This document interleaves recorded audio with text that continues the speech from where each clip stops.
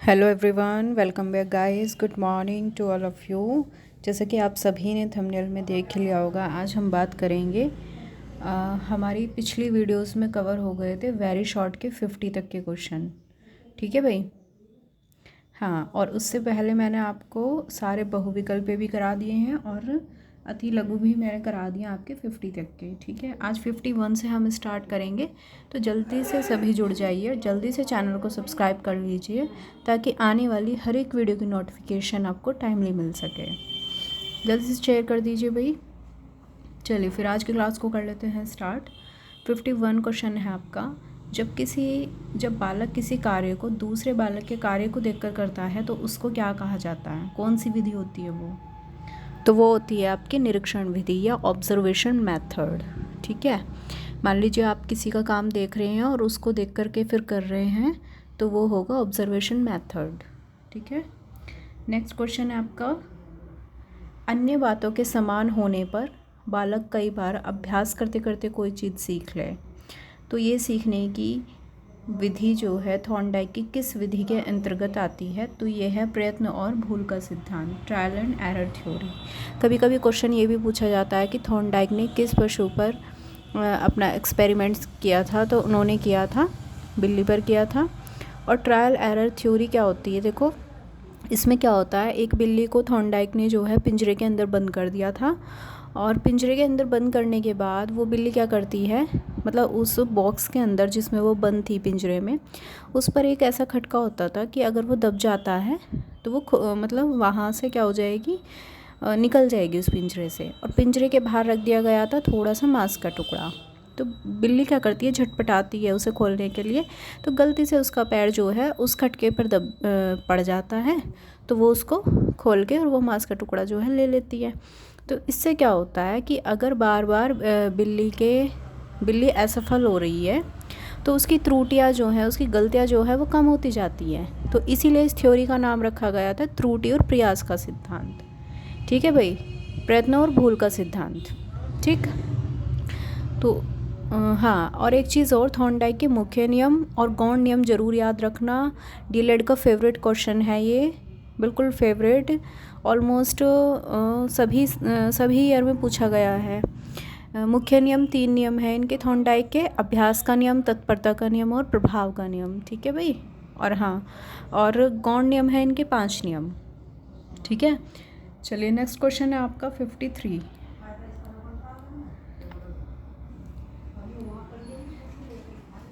जब एक कुत्ते के सामने पहले घंटी बजाई जाती है, फिर उसी के सामने भोजन का टुकड़ा दिया जाता है, तो कुत्ता लार स्रावित करता है। और यह प्रक्रिया कई बार होने के बाद प्रयोगकर्ता द्वारा घंटी बजाने की ही कुत्ते द्वारा लार स्रावित करना कौन से सिद्धांत के अंतर्गत आता है? ये तो ऑब्वियस सी बात है कि कुत्ते के सामने पहले घंटी बजाई जाती है, फिर उसके सामने भोजन लाया जाता है, तो कुत्ता जो है लार टपकाता है। और एक टाइम पे क्या होता है कि भोजन नहीं लाया जाता और घंटी बजाई जाती है, तब भी कुत्ता लार टपकाने लगता है। तो इसको कहते हैं हम संबंध प्रतिक्रिया का सिद्धांत। ठीक है भाई। नेक्स्ट क्वेश्चन है आपका। जीन पियाजे ने बालक के संज्ञानात्मक विकास के अंतर्गत अनुकूलन क्रिया का विभाजन किन 2 उप प्रक्रियाओं में किया है? तो संज्ञानात्मक विकास के अंतर्गत इन्होंने 2 प्रक्रियाएं बताई हैं, एक तो आत्मसातीकरण एसिमिलेशन और दूसरा है व्यवस्थापन या एकोमोडेशन। ठीक है, अनुकूलन के 2 अंग हैं, एसिमिलेशन और एकोमोडेशन। अब देखो सबसे पहली बात, अनुकूलन क्या होता है?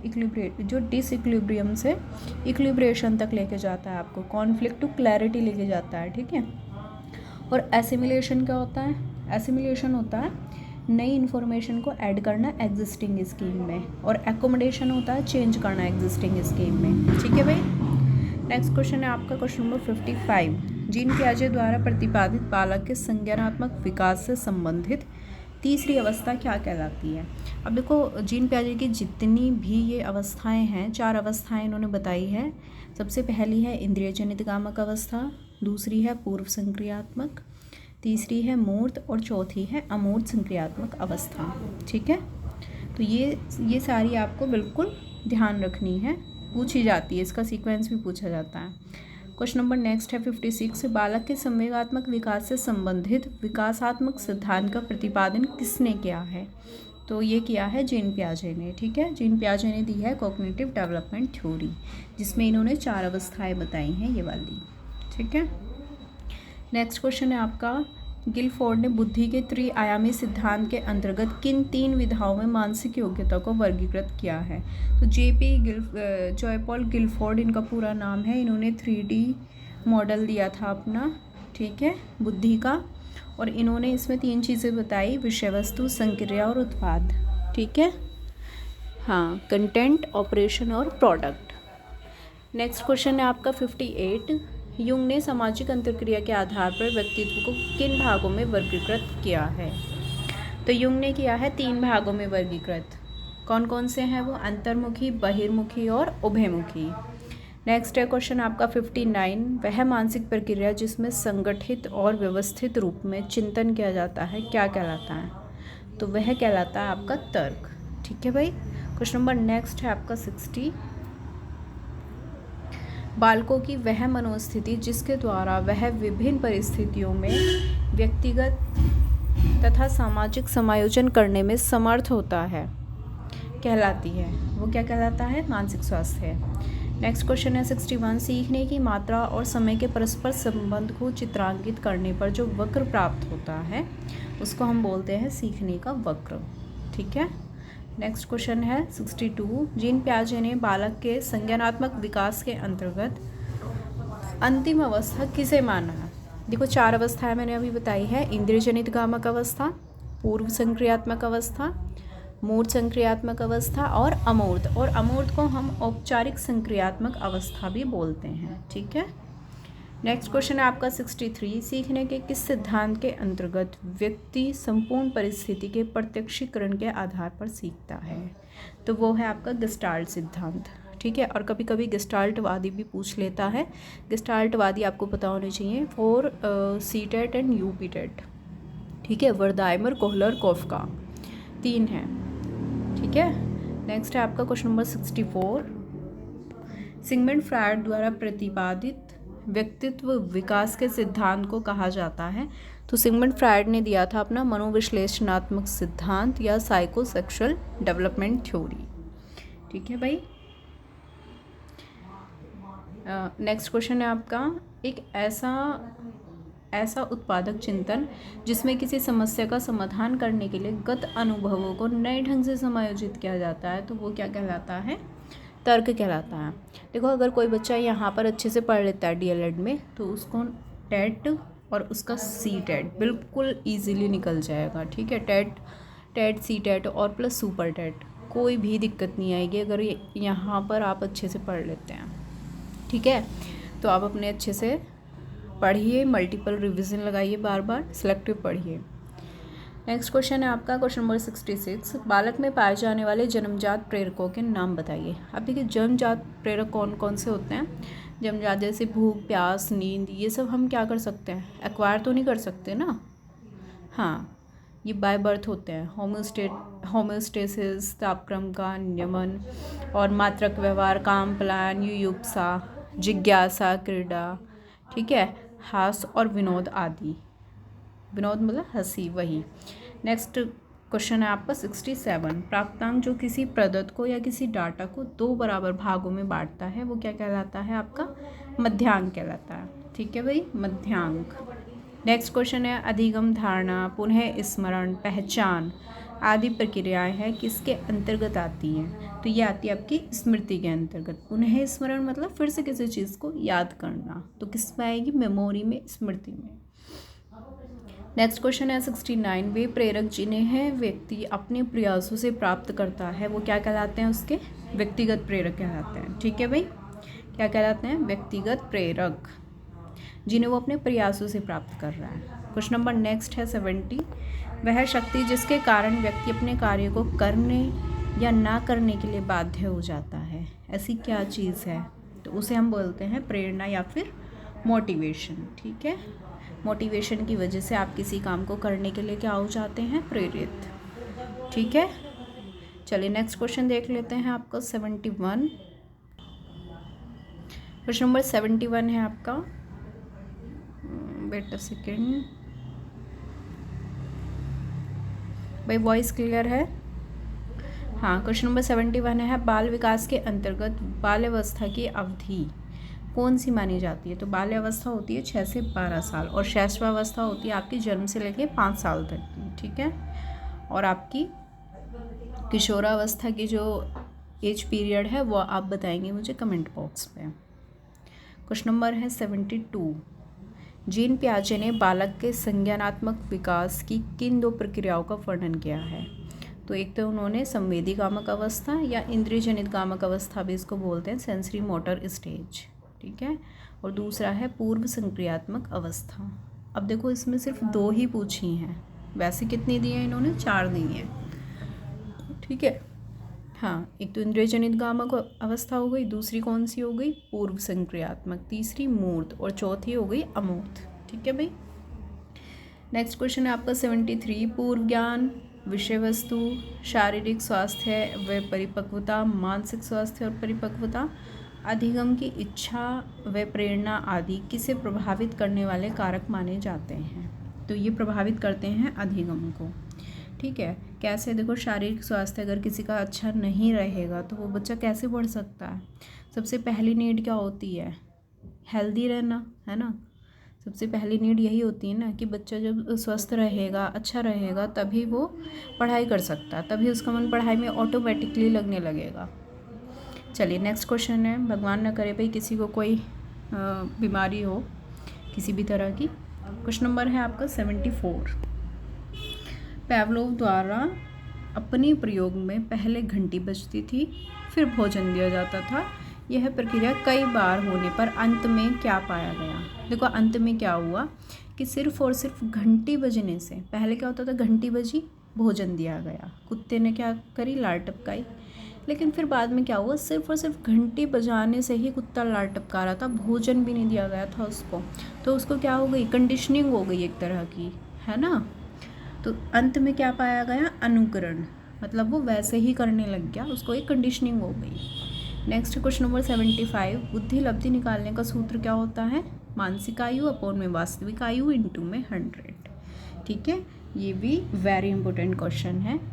क्वेश्चन नंबर है 76, CAT का निर्माण किसने किया है? तो CAT का निर्माण किया है लियोपोल्ड ब्लॉक ने, ठीक है, 1948 में। नेक्स्ट है आपका क्वेश्चन 77, सीखने से संबंधित प्रभाव के नियम का प्रतिपादन किसने किया? तो प्रभाव का नियम किसने दिया था? थॉर्नडाइक ने। 3 मुख्य नियम इन्होंने दिए थे, प्रभाव का नियम, तत्परता का नियम और अभ्यास का नियम, ठीक है भाई। क्वेश्चन नंबर नेक्स्ट है आपका 78, अवर्गीकृत या फिर अनग्रुप डाटा के अंतर्गत विषम संख्या होने पर माध्यिका का ज्ञात करने का सूत्र क्या होता है? तो होता है m = n+1/2, ठीक है। और TH टर्म ये ज़रूर रहनी है इसमें। नेक्स्ट क्वेश्चन है आपका 79, व्यक्तित्व का वह प्रकार जिसके अंतर्गत व्यक्ति दूसरे लोगों, समाज के अन्य लोगों की प्रगति के लिए सोचकर कार्य करता है, क्या कहलाता है? बहिर्मुखी व्यक्ति, ठीक है, ठीक है भाई। और जो अपने अपने बारे में सोचता है वो क्या कहलाता है? अंतर्मुखी। हाँ, अब देखो इसमें साफ लिखा है जिसके अंतर्गत व्यक्ति दूसरे लोगों या समाज के अन्य लोगों की प्रगति के लिए सोच के कार्य करता है, ठीक है। बिल्कुल, सबकी अपनी अपनी पर्सनैलिटी होती है। देखो, कोई अंतर्मुखी होता है, कोई बहिर्मुखी होता है, कोई उभयमुखी होता है ना। नेक्स्ट क्वेश्चन है आपका 80, निम्नलिखित नियमित दिनचर्या, सबके साथ समायोजन, समायोजन मतलब एडजस्टमेंट, आत्मविश्वास और संवेगात्मक परिपक्वता और आत्म मूल्यांकन की क्षमता किसका प्रमुख लक्षण है? तो यह है अच्छे व्यक्तित्व का, ठीक है। नेक्स्ट है आपका क्वेश्चन नंबर 81, सीखने के वक्र में सीखने में उन्नति होना किस रूप में प्रदर्शित की जाती है? तो किस रूप में प्रदर्शित की जाती है ये? सीखने के वक्र में, सीखने में उन्नति होना मतलब वक्र का बढ़ना, ठीक है। उन्नति हो रही है मतलब वक्र या हमारा जो ग्राफ है वो क्या हो रहा है? बढ़ रहा है, इंक्रीमेंट हो रहा है उसमें, ठीक है। नेक्स्ट क्वेश्चन है आपका 82, बालक की वृद्धि कब रुक जाती है? तो बालक की वृद्धि के विषय में समस्त विद्वान एक मत हैं, मतलब सभी का एक जैसा मानना है, परंतु इस बात को सभी स्वीकार करते हैं कि बालक की वृद्धि 25 वर्ष की आयु पूरी होने पर स्थिरता प्राप्त करके रुक जाती है। क्वेश्चन नंबर है नेक्स्ट 83, टेट का संबंध किससे है? तो TAT का संबंध है व्यक्तित्व परीक्षण से, ठीक है, पर्सनैलिटी टेस्ट से, और ये दिया था मॉर्गन और मरे ने, ठीक है।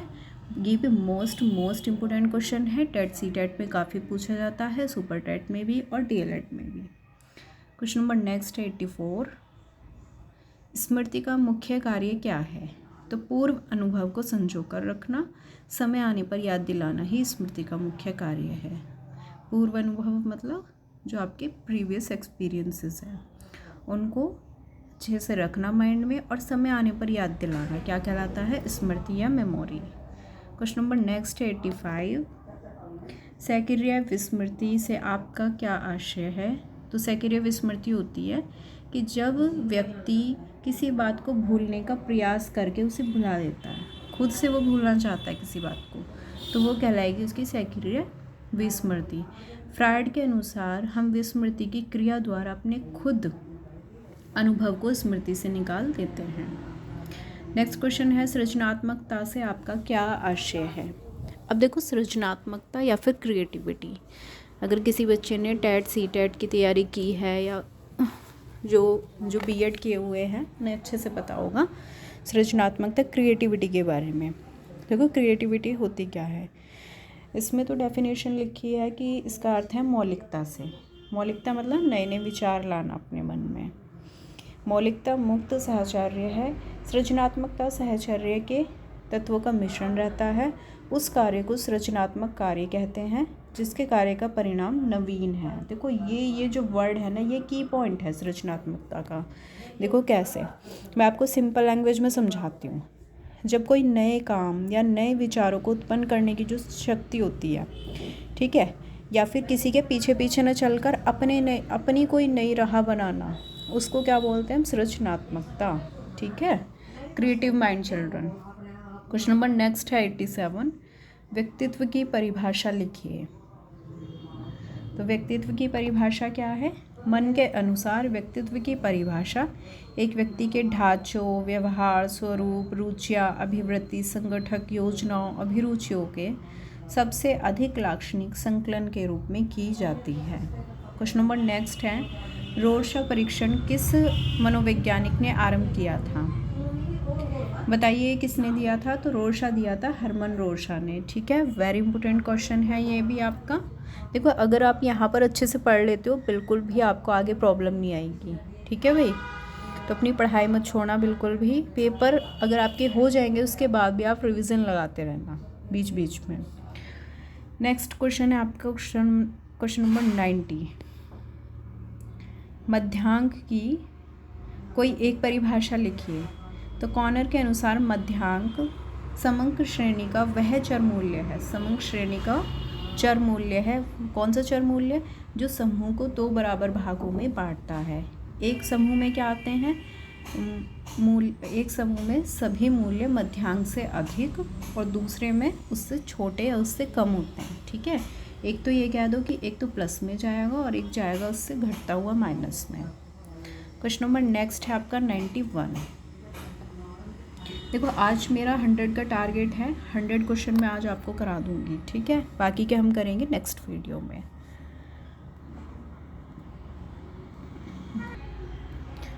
तो क्वेश्चन नंबर 91 है आपका, जन्म के समय शिशु के भीतर कितने संवेग पाए जाते हैं? तो भाई, जन्म के समय शिशु के भीतर कितने संवेग पाए जाते हैं? 3, ठीक है। कौन कौन से? भय, क्रोध और प्रेम। JB वॉटसन ने 3 संवेग बताए हैं। नेक्स्ट क्वेश्चन है आपका 92, बुद्धि के बहुकारक सिद्धांत का प्रतिपादन किसने किया? तो ये किया है थॉर्नडाइक ने। नेक्स्ट क्वेश्चन है, अंतर्मुखी व्यक्तित्व से आप क्या समझते हैं? जो आत्मचिंतन अधिक करता है। आत्मचिंतन मतलब मन में ज़्यादा सोचता है ऐसा व्यक्ति, दार्शनिक प्रवृत्ति का होता है, फिलॉसफर होता है और कम सामाजिक होता है, ठीक है। हाँ, आसपास के ग्रुप वगैरह में वो ज़्यादा नहीं इन्वॉल्व होता है, सामाजिक कम होगा ऐसा व्यक्ति, लेकिन सोचेगा ज़्यादा, इंटेलिजेंट भी होगा, ऐसी बात नहीं है। क्वेश्चन नंबर नेक्स्ट है 94, सामान्य बौद्धिक स्तर की बालक की बुद्धि लब्धि कितनी होती है, तो ये होती है 90 to 109। क्वेश्चन नंबर नेक्स्ट है 95। बुद्धि परीक्षण के लिए TAT परीक्षण का निर्माण किसने किया। देखिए मोस्ट इम्पोर्टेंट क्वेश्चन, बहुत बार पूछा गया है, ठीक है। तो ये दिया था मॉर्गन और मरे ने। नेक्स्ट क्वेश्चन है आपका 96। अभिप्रेरणा का क्या अर्थ है।